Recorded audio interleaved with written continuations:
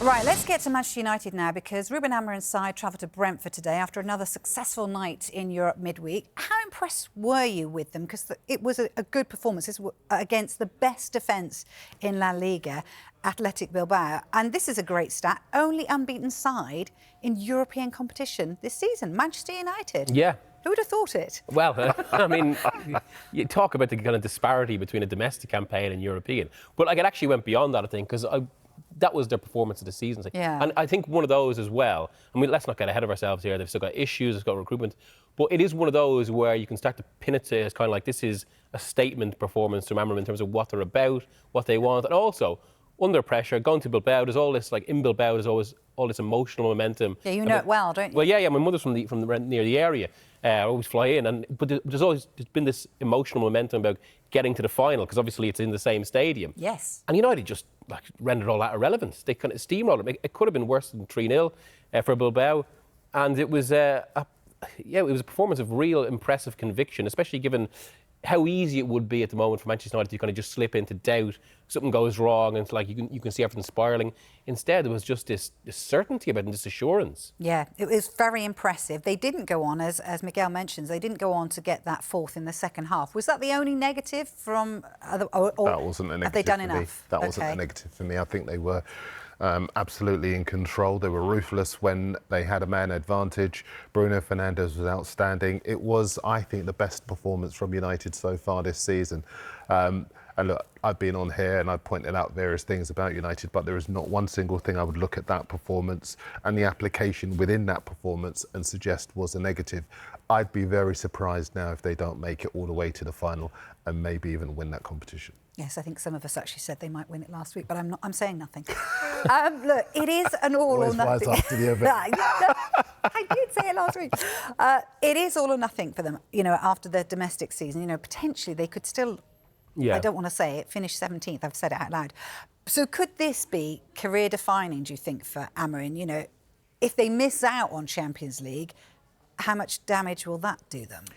I think certainly it'll be potentially defining in terms of his Manchester United career. I mean, who's to say what's to happen in the future? And clearly, he's a very good coach who has been in a difficult situation. It's interesting because they're one of 3 clubs in England now, basically. They're in this all-or-nothing situation. And we're going to get onto it later with Arsenal as well. That suddenly, like the domestic form, it feels like it doesn't matter because it's all about Europe. And certainly, look, I mean, it's been every time, say at the Lyon game in the last round, when suddenly it went to 4-2 Lyon, and there's always that cut to the Manchester United, how to put it, the hierarchy, I suppose, and they suddenly glum faces, which really, you couldn't have a greater visualisation of just what is at stake here in terms of the near future. I mean, this is about more than the kind of the glory of the Europa League. It's about almost what Amorim can do for the next year or two. And I have actually noticed how in a lot of the kind of club media at the moment, they've done this documentary saying the 1991 Cup Winners' Cup, where Ferguson's first European trophy at the club, and it does feel there's like maybe it's unintentional, but there's a lot of conscious echoes about what that did for the club at the time, what they can potentially do now. Wow. But yeah, I think it will. It does feel so important as regards to what's got, as much as anything, because of almost the confidence in the place. I think everything is falling in United's favour at the moment. Bilbao's away record isn't very good. I think they've had 1 win in their last 9. What they do have to be mindful of is their star striker Sunset. He scored 15 goals this season. Wasn't playing in the first leg because he was injured, likely to come back for the second leg.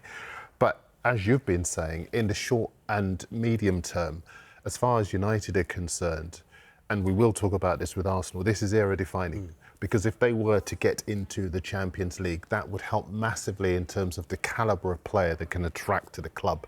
But as much as anything, it'd be the difference in financial outlook for PSO, headroom and it is sad that we're on a football show and we're talking about issues like that and how that's more important than the actual glory of winning a European trophy. But this is the modern game now. And it is a very fair point. We've spoken many times over the last few weeks where that question was asked, for example, about Forest when they had the opportunity to either win the FA Cup or get into the Champions League. And some ex-pros were very open about the fact that getting into the Champions League for them was preferable than the reason you play football, which is to win a silverware, to win titles.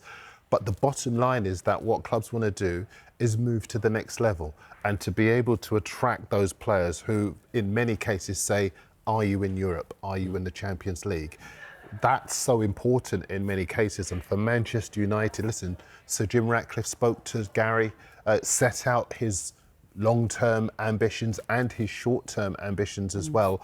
And lots of people have, maybe been looking sideways at Manchester United. But if they were to win this competition, that silverware ticked off, get into the Champions League, they have the last laugh. You mentioned the fact that PSG have got a key player coming back. It was great to see Amad You mean Diallo. Bilbao? PSG, Bilbao, thank you. Bilbao having players coming back. It was great to see Amad Diallo coming back. He had a cameo role, didn't he, in this one? But at least when he went off the pitch, arguably he was their best player. Again, they missed him. Yeah, so it's great to have him back for this one. Yeah, and there has been a bit of a discussion over the past 2 or 3 months that United have become a bit toothless in attack. It's undeniably true, but that's obviously coincided with the loss of this player who had been, for maybe the first part of Amorim's spell, it's kind of the one revelation, the bright light about it, and scored so many goals in such a period. And yeah, he really does give them something different. Yeah. 9 goals and 8 assists before the ankle injury. Wow. And listen, he's a quick player, but he's got game intelligence. He makes the right decisions in the right moments. He's got composure in front of goal, and he has electrified the place whenever he has played. It's going to be a lot to ask him to start. What I really like about him as well is his aggression. This is a discussion that's actually come up a lot this season, kind of the way the modern game goes, how controlled it can be, and even there's talk about whether players become too robotic. Whereas Amad is someone who just sees an opening and really goes for it, and it is quite refreshing. I had a stat. They are the 134th team to win the first leg of a UEFA Cup or Europa League knockout tie by 3 or more goals. All 133 progressed. So there's the stat for them. And no pressure, of course, Manchester United. But actually, saying that, it is quite nice to see, if you are kind of a neutral in this, that our British teams are doing really well in Europe at the moment. Actually, we're dominating the lower tiers, certainly, in terms of going forward. Just before you move on from that, that's another key point. When you ask me about Liverpool and how big an achievement it is for Liverpool to win this league, when you look at the teams that are finishing behind Liverpool, Aston Villa going deep into the Champions League, 4 teams in the semi-finals of the second and third tier competitions, 3 of them with a real serious chance of winning the whole thing. Yeah. It tells you just how dominant Liverpool have been and how dominant this league is. A lot of people talk it down, but this is the most competitive league in world football.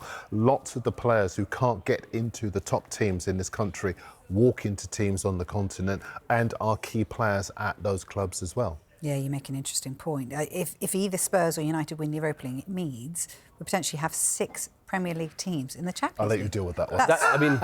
That is something I don't like after that. That's Okay. not from the sense of just anything to do with the English football. It just seems a bit absurd for one country, any country, to have so many teams in this European competition. And we're talking about more than a quarter, almost a third of the division, which is remarkable. But and that is related to kind of, I suppose, bigger factors for why English football is doing so well in Europe. And one is actually the long-term strength of the Premier League, which has been it's been translated into these mega international broadcasting deals. I mean, the big one was in 2013 when it broke 5 billion for the first time around the world.